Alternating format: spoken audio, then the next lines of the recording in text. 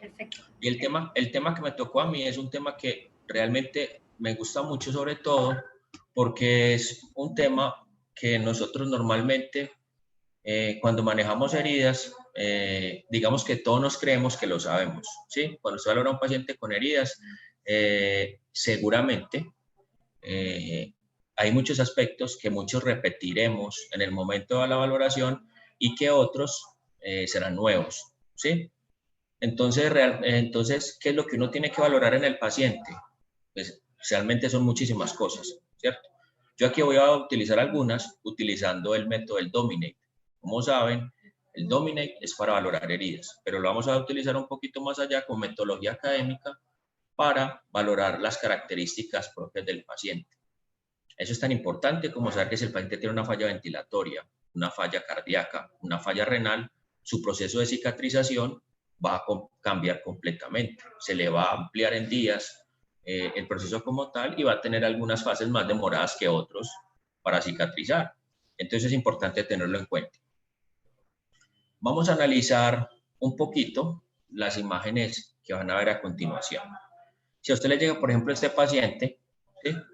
Seguramente usted lo primero que va a pensar es que el paciente tiene una lesión por presión. De entrada, usted ve esa lesión en glúteos o en sacro, casi que es inherente la lesión a esa parte corporal, ¿sí? Si yo le diría a usted, por ejemplo, que ese paciente es un quemado, usted lo pondría en duda, ¿sí? Porque, pues, un quemado en esa parte, ¿cierto? Si yo le diría que es un pie diabético, está también, pero ¿cómo así? Si no es un pie diabético, usted ya tiene algunas imágenes preconcebidas que lo hacen que usted vaya directamente a que diga el diagnóstico sin tener en cuenta otros aspectos del paciente, ¿sí? Usted de entrada se lanza o todos nos lanzamos a decir que lo que tiene el paciente es lo que pasa mucho, sobre todo cuando a uno le mandan imágenes por WhatsApp, que ahora es la moda. Usted hace de teleenfermería o telemedicina por WhatsApp, a usted le mandan la imagen y le dicen, vení, tengo este paciente, ¿qué hago? Entonces todos quieren que uno haga como con la bola mágica y le diga, vea, la curación de este paciente es esto en tantos días, y eso pues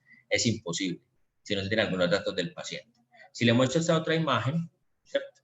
Usted seguramente va a seguir pensando que es una lesión por presión, ¿sí? Una lesión que está en sacro. Si yo le pregunto si está infectada, unos me dirán que sí, otros me dirán que no.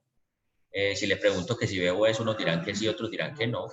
Si está macerada, en fin, hay muchas características que usted, si maneja heridas poco o mucho, pues ya usted tiene ahí proyectadas, ya más o menos las conoce, ¿sí?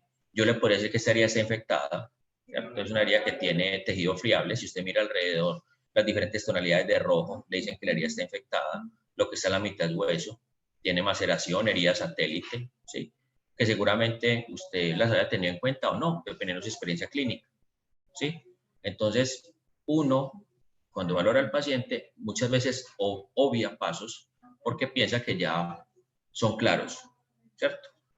Pero este paciente puede tener cualquier otra patología que no es una lesión por presión, sino que usted, lo que les decía, usted por la localización asocia de una vez la lesión. Mire, por ejemplo, esta otra. Si miramos esta otra lesión, es claro que aquí vamos a tener algunos problemas como tal para la valoración, ¿sí? Sobre todo porque mire las características de la piel, mire las características como tal de los bordes, ¿sí? Y ya usted aquí no le queda tan clara la parte para valorar, sobre todo porque es una parte que no se alcanza a ver bien con la foto, ¿cierto? Entonces esa parte es importante también. Ah, perdón un momentico que Deme un segundito que se me sale la presentación. Un segundito, por favor. Un segundo. Qué pena con ustedes. Ok. Muy bien. Entonces, digamos, en esa parte, entonces usted mira las características de la lesión y le podría decir que esta lesión tiene, la cicatrización está parada, ¿cierto? Usted ve los bordes invertidos, ¿cierto? Bordes con epíbole, que seguramente usted tendrá que debridar, dependiendo de las características del paciente, algún tipo de desbridamiento. Y usted me va a decir, no, hay que debridarlo. No, de una vez desbridamiento cortante o quirúrgico, pero no me han preguntado, o usted no se ha preguntado si el paciente tiene problemas de coagulación, si tiene una falla ventilatoria severa, si tiene una falla cardíaca severa que nos impida llevarlo a cirugía. Y eso te cambia todo el mundo de la cicatrización. ¿Listo? Seguido entonces, digamos que usted empieza, el paciente llega con una herida, usted hace una observación completa del paciente, que según su experiencia clínica puede ser muy amplia o no, saca datos generales, patologías de base del paciente, ¿cierto? Valora las características de la herida, que también dependiendo de sus características va a ser una valoración amplia o no, establece un plan de tratamiento y por último un diagnóstico presuncial. Y sobre ese diagnóstico usted trabaja un tiempo, si ve que de pronto no avanza la cicatrización, la curación, pasa a estudios complementarios y por último hace una observación después de los estudios complementarios y ya si todo da resultado, pues usted termina con el proceso de cicatrización, que eso va a depender, el tiempo va a depender de las características y lo que usted tenga en su servicio. ¿Sí? Si tiene muchos apósitos avanzados, seguramente la curación, y lo sabe utilizar, seguramente la curación será rápida. Si el paciente también tiene buena colaboración, la curación será rápida.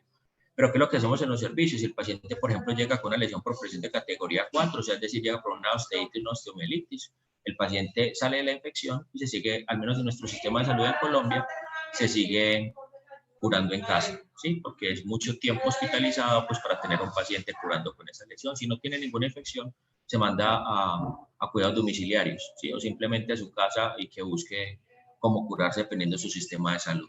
¿Listo? Entonces eso, hay varios cambios que pueden ver ahí.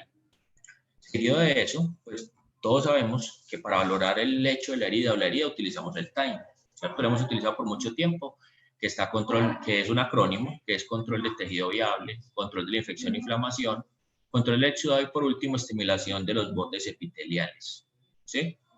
¿Esto qué quiere decir? Que usted tiene por medio de esas 4 características partes propias de la herida que usted mete dentro de este acrónimo y empieza a valorar la herida. Pero ¿qué pasa cuando el paciente tiene otras características propias orgánicas que salen de acá? Lo que les decía ahorita, si es un paciente, por ejemplo, diabético, y usted sabe que el paciente diabético pues tiene bastantes bacteremias a repetición y sabe que se demoran más para cicatrizar. Si es un paciente desnutrido, que tiende a la caquexia, ¿sí? Es un paciente que va a tener menos contenido proteico para la curación y eso se sale de este sistema como tal. Por eso coloco arriba si será válido o no.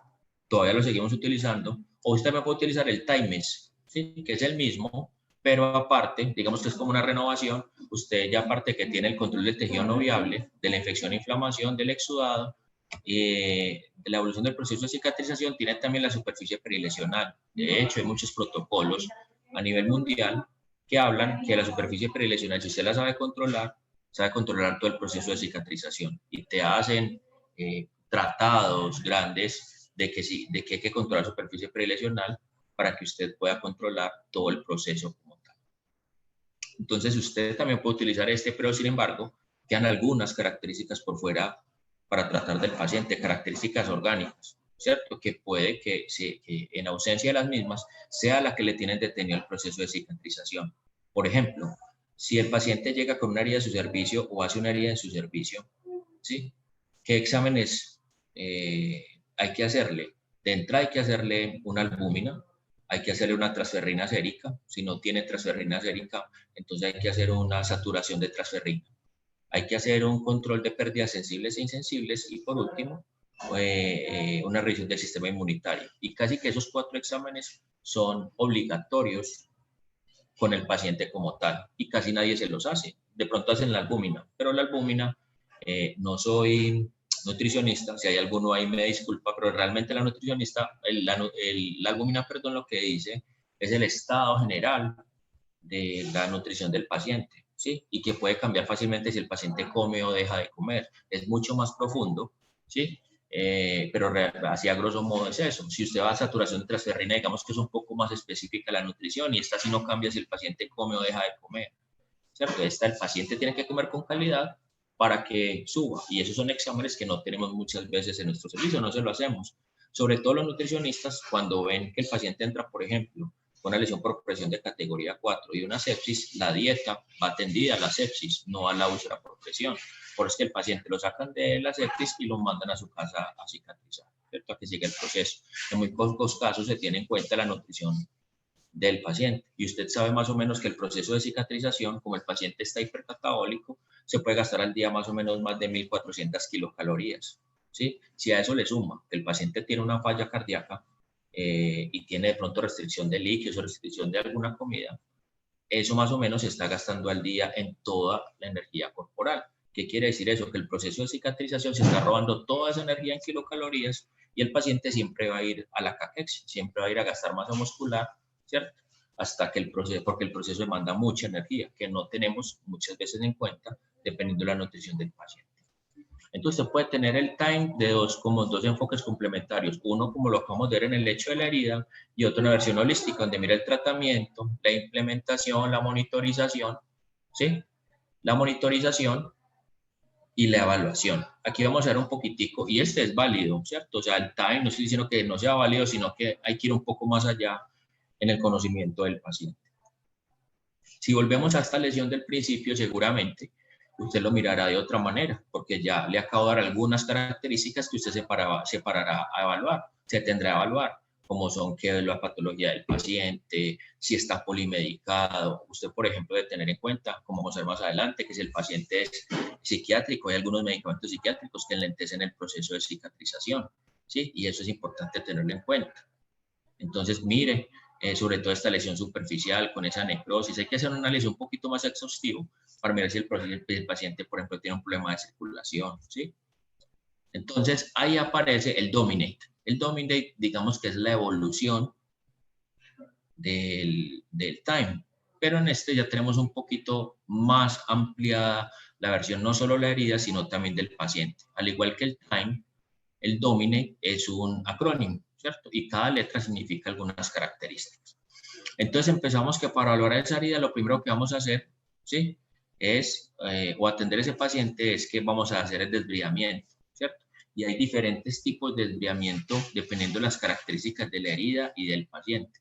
De hecho, si usted ve este paciente que ven acá, ¿sí? Usted se imagina también de entrada que es una lesión por presión, ¿cierto? Por el sitio donde está, porque seguramente es cabeza de fémur y usted puede decir, ah, no, ese tejido necrótico, hay que retirarlo. Pero si usted mira, los bordes están activos y el lecho está inactivo. En este caso tendremos es que tratar el lecho de la herida porque los bordes ya tienen el proceso de cicatrización activo.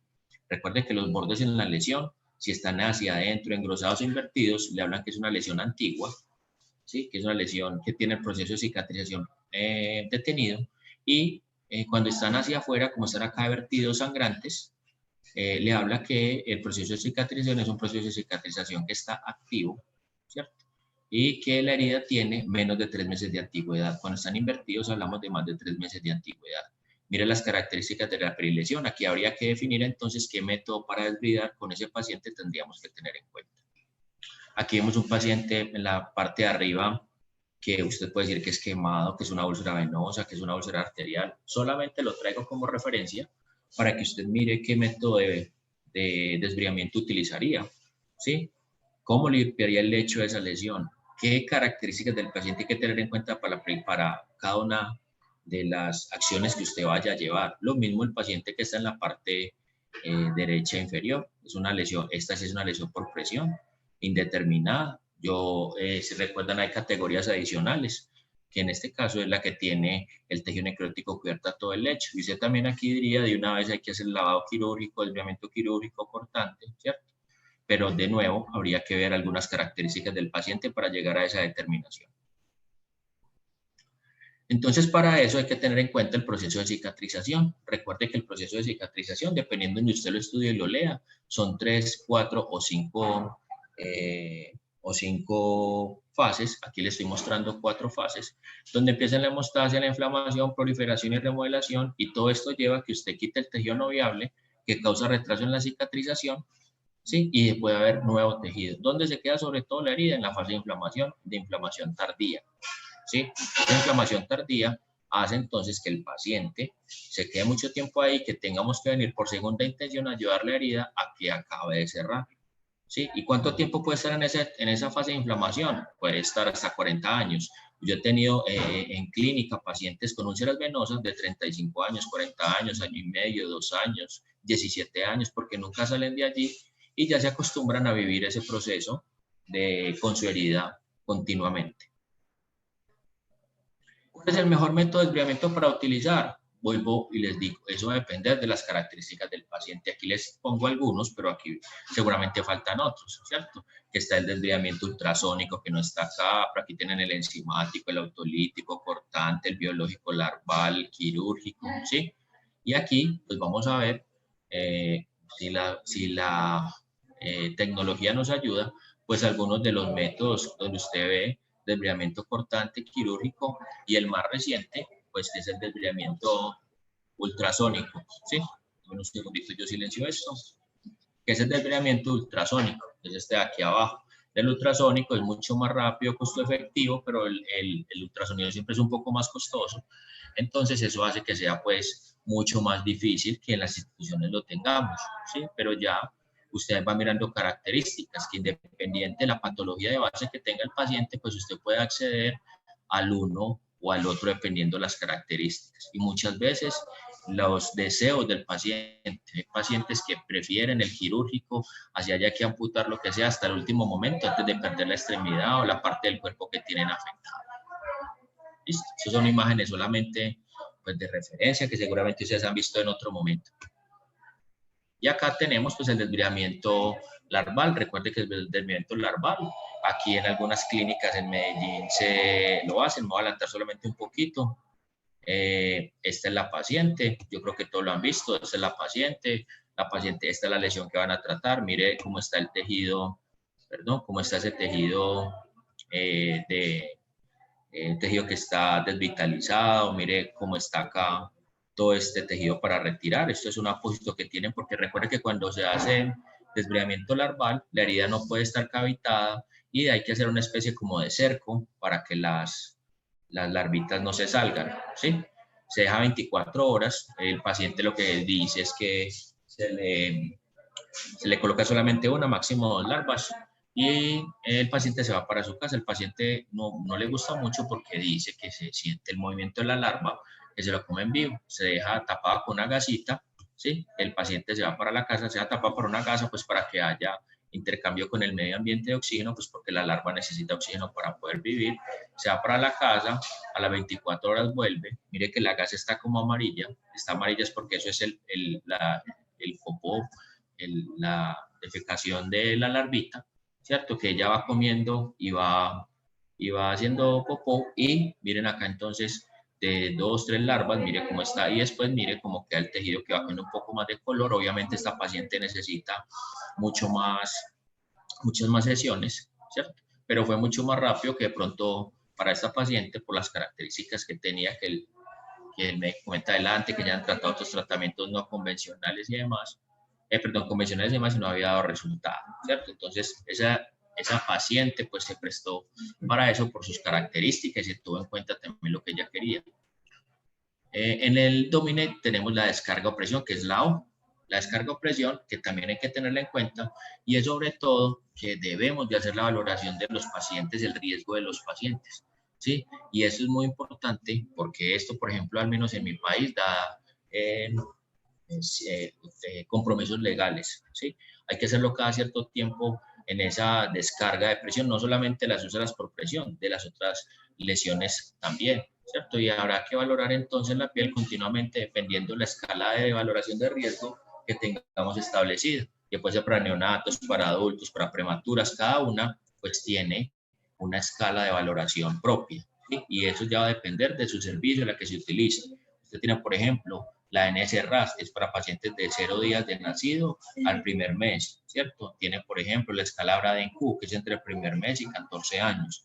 Y también puede hacer la escala de Norton. Entonces, aquí una pregunta sencilla a modo de juego. ¿Con qué escala valoraría el riesgo de lesiones por presión en un niño de 2 años, perdón, en un niño de 2 meses? Entonces, la escala de Norton, la escala de Braden, la escala Braden-Q, o no me gustan los niños y por eso no los valoro. Usted escogería, seguramente, usted rápidamente, por lo que acabo de ver, Si es un niño de 2 meses, ¿cuál escogería?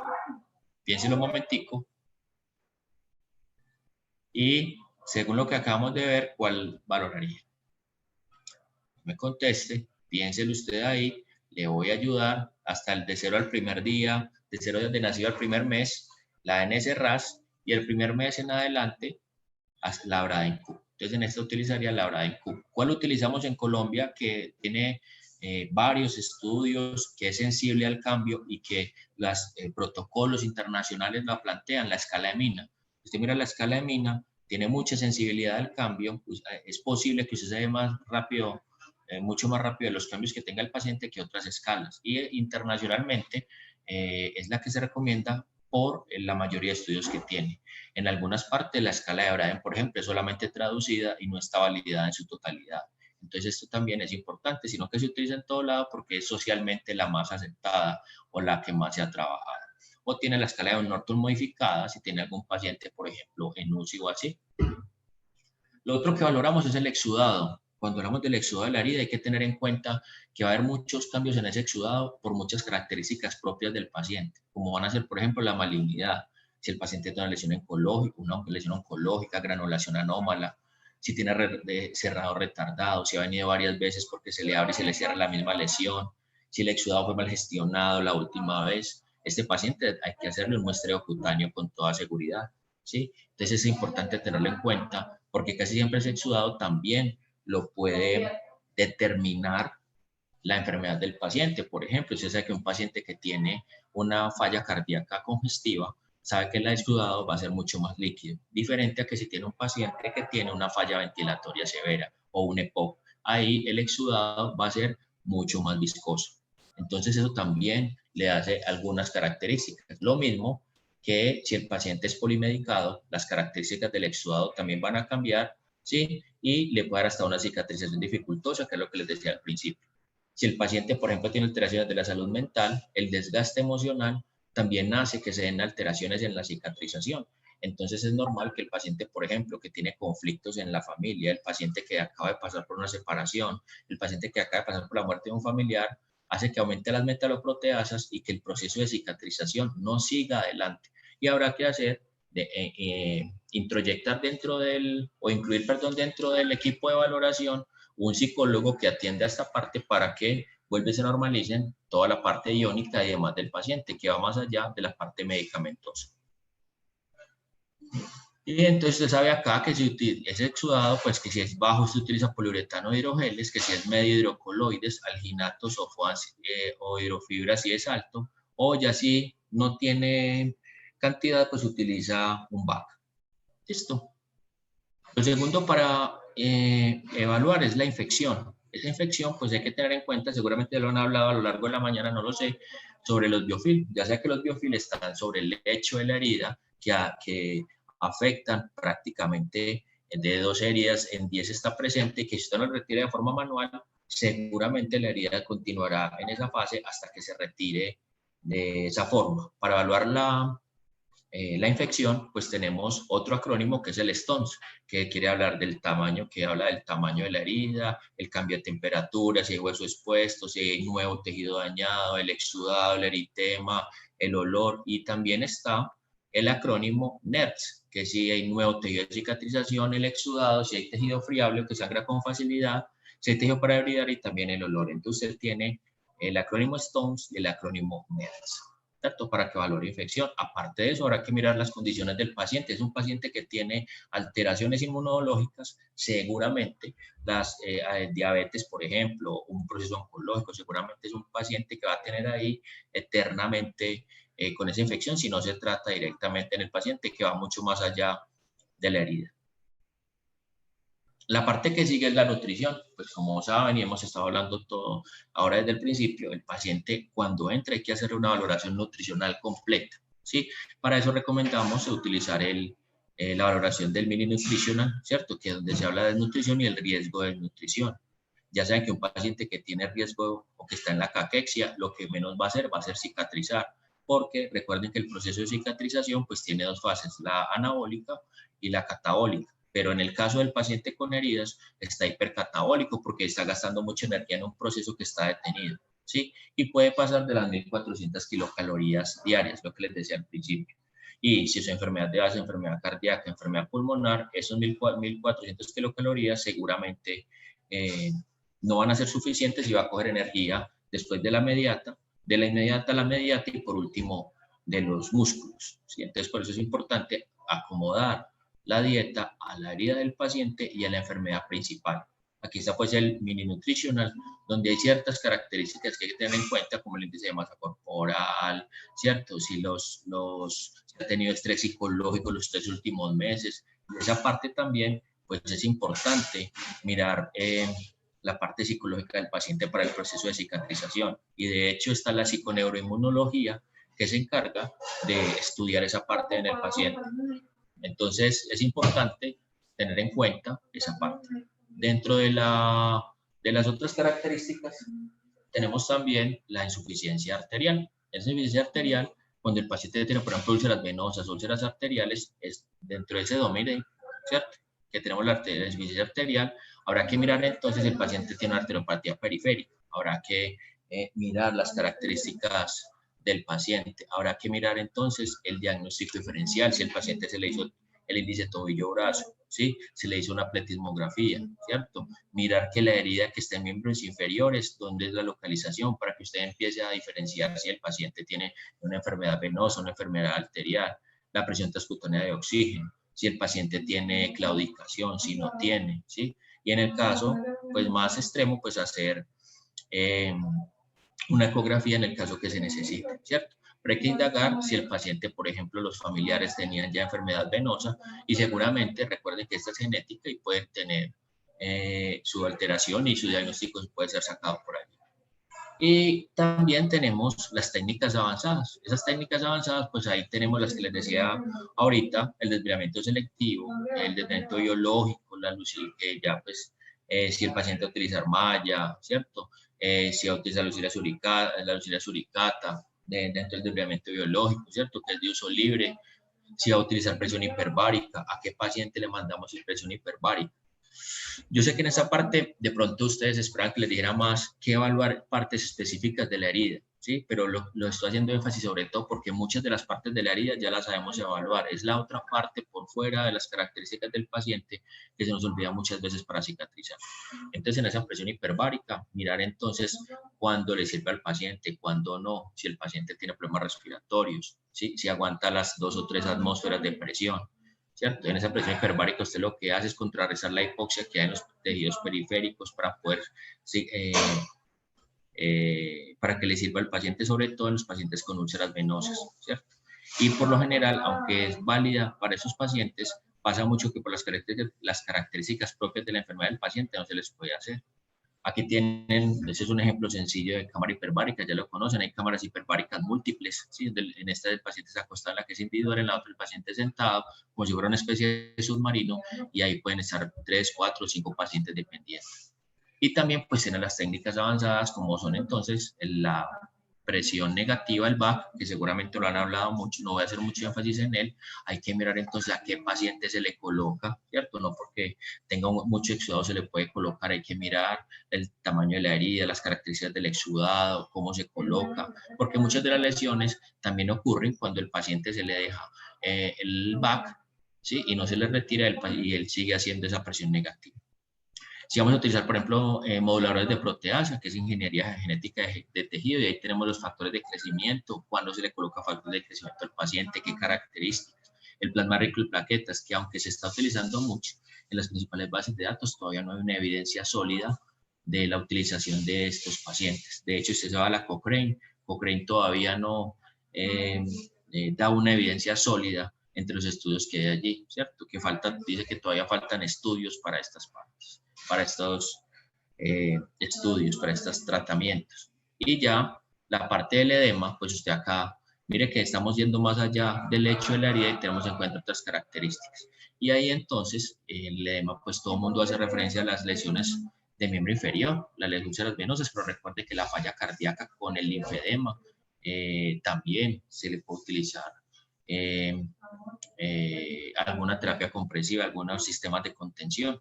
¿cierto? Y que va a depender también de la patología del paciente. Usted va a tener entonces ahí sistemas bicapa, multicapa, sistemas de contención, ¿sí? Y obviamente va a tener en cuenta, tiene que tener en cuenta entonces las características del lecho de la herida, los tejidos, va a tener en cuenta la patología del paciente, hay que tener en cuenta la nutrición del paciente, qué está recibiendo el paciente en el momento para cicatrizar, y esto nos hace entonces que sea un poquito más difícil entonces la cicatrización como tal del paciente. Como conclusiones que podemos decir, pues que este paciente tiene un largo camino para que pueda cicatrizar, ¿cierto? La cicatrización, aunque es la máxima solución, hay que mirar en qué condiciones se da, ¿cierto? Si usted hace la valoración solo por fotos, cómo son las características de fotos, eso es otro tema que podemos hablar ampliamente. Alguno de acá, no sé si tiene el curso de fotografía en heridas, sí, así es, hay cursos específicos para tomarle fotos a la herida, pero todo lo que hacemos es que sacamos nuestro celular y le tomamos la foto a la herida cómo está, sin saber entonces cuántos megapíxeles tiene tu celular, cómo están los ISOs de la cámara, y eso puede dar un diagnóstico erróneo, ¿sí? Si utilizamos el Tiny Dominant, pues yo le recomiendo que empecemos a utilizar el Dominant. Si hacemos valoración nutricional, en qué paciente se hace, y sobre todo que el tratamiento tiene que ser combinado con el equipo de salud. Ahora, hay condiciones propias de la herida, como son los bordes, el tipo de tejido, si hay presencia de bolsillos y tunelizaciones, si hay presencia de tejido necrótico, cómo se valora, que yo no sé, esa parte pues uno sospecha que mucha gente la valora, y de pronto no hablé de esa parte acá pues porque pensé que de pronto había que abordar otras características por fuera del paciente, porque yo creo que muchas de las heridas ya las tenemos como introyectadas más que otras por fuera del paciente, y que hacen que se pare el proceso de cicatrización y que el paciente desmejore su calidad de vida.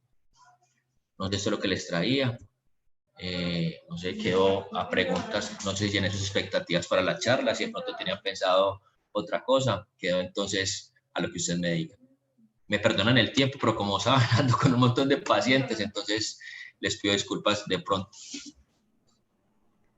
Agradecerle al doctor Juan Carlos Restrepo por la ponencia. Me parece que quedó bastante claro lo que nos quiso exponer. Y no sé si alguno de los que está con nosotros tiene alguna pregunta para Juan Carlos.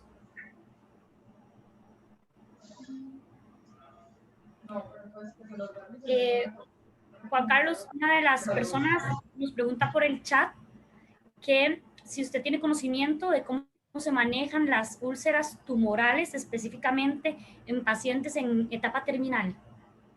Bueno, No para realmente curación, más para el manejo del síntoma. Supongo sí, que o del sea, dolor. para dar comodidad de, sobre todo comodidad y confort. Ese, Exacto. ahí, lo que pasa es que como tal, muchos de los protocolos no establecen todavía específicamente características que haya que seguir un derrotero como tal. Va a depender mucho de las características del paciente. En algunos momentos se va a atender solamente el olor, ¿cierto? En otros solamente la parte que está granulación anómala, ¿cierto? Entonces cada herida, digamos, o cada lesión de cada paciente, casi que ella te va diciendo qué hay que hacer, ¿sí? De hecho, vas a las recomendaciones de los protocolos de heridas oncológicas, y no hay una solución definitiva como para las úlceras, por ejemplo, por presión o venosas, que ya tenemos tratamientos establecidos. Entonces hay que mirar mucho hasta el cáncer que tiene el paciente para poder hacer una recomendación. Si tiene una infección, por ejemplo, hay gente que te dice que los apósitos de plata son citotóxicos si tiene por encima de una cantidad de plata específica, ¿cierto? Si la plata es nanocristalina, si la plata es normal. Entonces habrá que mirar dependiendo cada característica del paciente y qué tenemos para poder, como decir específicamente qué necesidades tiene el paciente. Así los protocolos sean, digamos que para todo el mundo, el manejo del paciente con heridas debe ser individualizado porque cada paciente tiene unas características propias para poder cicatrizar. Sí, claro, como dicen, cada paciente es un mundo, ¿verdad? Hay un dicho que me traje de España, y es que cada maestrillo tiene su cuadernillo. Es decir, cada persona que usted le muestra una herida le va a decir que se cura de maneras diferentes, ¿cierto? Así todos tengamos el mismo conocimiento. Si a usted le sirvió el alginato para curar X, usted lo va a recomendar hasta que el final de los días. Sí, claro. Sí, aquí también dicen que es muy importante la parte del enfoque holístico. Bueno, ahora que usted tomaba en cuenta esa parte, de la salud mental del paciente, que, bueno, por lo menos acá a veces existe una cantidad abrumante de pacientes, de trabajo, y creo que a veces esa pequeña parte que es tan importante, la salud mental del paciente, la dejamos de lado. Entonces, es una llamada de atención, creo que para todos nosotros, de recordar esa parte tan importante. También dice por acá que la terapia larval se valora sobre algún protocolo específico. Es una pregunta, que si la terapia larval se valora sobre algún protocolo específico a nivel de salud. En nuestro país, al menos en mi ciudad, en la parte donde se hace, es mucho por las características del paciente, ¿cierto? Hay pacientes que de entrada el médico les ofrece el tratamiento larval porque ve que es mucho más costo efectivo. A otros se les ofrece cuando ya no hay otras terapias, ¿cierto? Entonces eso va a depender mucho también de la experiencia del profesional, ¿cierto? Pero entonces ya, pero se le ofrece al paciente como opción, ¿cierto? En los que no hay ese servicio, se manda, pues se hace el pedido de la Lucilia suricata, pues de la larva, toda la cosa, y se hace controlado por esa misma institución que es la que da pues como la larva y toda la situación. ¿La terapia larval se realiza solo en la parte privada o como parte del sistema de salud? En cualquier parte. Si dentro del sistema público el paciente lo puede, el médico se lo ofrece, el paciente lo quiere, súper. Y privado también, obviamente, pues también va a depender mucho, obviamente, las características económicas del paciente, pero está dentro del sistema de salud como tal, el público. Me preguntan aproximadamente un costo económico de este tipo de terapia, no sé si en dólares. Lo que pasa es que eso lo cobran mucho por el número de sesiones. Yo te puedo decir que más o menos puede costar en dólares, digamos, unas 6 sesiones, más o menos unos 300, 400 dólares, creo yo, de pronto siendo un poquito aumentado en costos. Cuando es particular, pues obviamente. Sí, claro. Ok, perfecto. No sé si... Okay. Dice, ¿qué tipo de tratamiento se puede utilizar en pacientes con úlceras en un contexto de radiodermitis crónica cuando no hay una adecuada formación de tejido de granulación? Esa pregunta me la hacen mucho, sobre todo con la radiodermitis, después de la segunda o tercera sesión, que es donde vienen las lesiones. Claro. Pero habría que mirar la foto del paciente y las características del paciente, porque de pronto te digo, haz esto y las características del paciente no son y la terminamos haciendo mucho más grande, ¿cierto? Habría que mirar, con mucho gusto yo les dejo mi correo ahí o algo y me pueden escribir tranquilamente, ¿cierto? Y lo miramos porque habría que mirar las características del paciente y qué tratamiento y con cuánta radiación está trabajando para poder decir hay que hacer esto o aquello, ¿cierto? Es lo que yo les decía, ahora por la virtualidad nos hacen mucha teleenfermería y pues trabajo médico por virtual y la gente le manda a uno la foto, le dice, vení, tengo este paciente estancado y te manda la foto, entonces quiere que usted le mande 10 tratamientos y que en 8 días ya haya curación y eso ni siquiera teniendo el paciente presencial, por eso que el paciente con cualquier condición inmediatamente cambia su proceso de cicatrización. Sí, aunado a que tal vez muchas veces las fotografías no son las mejores, que era lo que usted comentaba anteriormente. Claro. De hecho, les voy a contar una anécdota chiquita. Yo en ese momento soy perito a nivel judicial de un proceso contra una enfermera por una úlcera mal diagnosticada. Le mandaron foto, trabajó con la foto, era solamente una enfermera de heridas para una institución de 500 camas. Entonces, claro, inmediatamente empezó a tratar con la foto estaba mal tomada, diagnosticó lo que no era, se demoró en el tratamiento, el paciente lo que hizo fue al ver que no cicatrizaba, vio que el diagnóstico que no era, demandó a la enfermera y la base era que tenía una mala foto para trabajar, nunca vio al paciente de frente. Entonces, claro, parece una bobada, pero para el médico no, para el paciente no lo es porque pierde tiempo de cicatrización y calidad de vida, ¿cierto? Para uno es muy fácil porque no tiene heridas, estar 15 días, 20 días, un mes sin una lesión, pero un paciente que tiene que estar en una institución 15 días fuera de su entorno familiar, es importante también pues que nos tomemos tiempo en eso. Y el problema es que el paciente conoce muy bien sus derechos, pero no sus deberes, entonces es muy fácil que nos lleguen rápido con muchas demandas, que por lo general, lastimosamente, enfermería pierde porque no toma muchas veces las notas como debe ser, la nota de enfermería, y mejor dicho, el personal de salud, porque muchas veces no tienen el adecuado manejo ni saben qué colocar en qué momento, así tengan toda la tecnología, que es otro evento adverso. Recuerden que dentro de lo que tenemos no solamente es evento adverso que usted haga, que el paciente tenga una lesión de estadio 3 o estadio 4, un mal diagnóstico, también es un evento adverso según los protocolos del milenio y toda la cosa.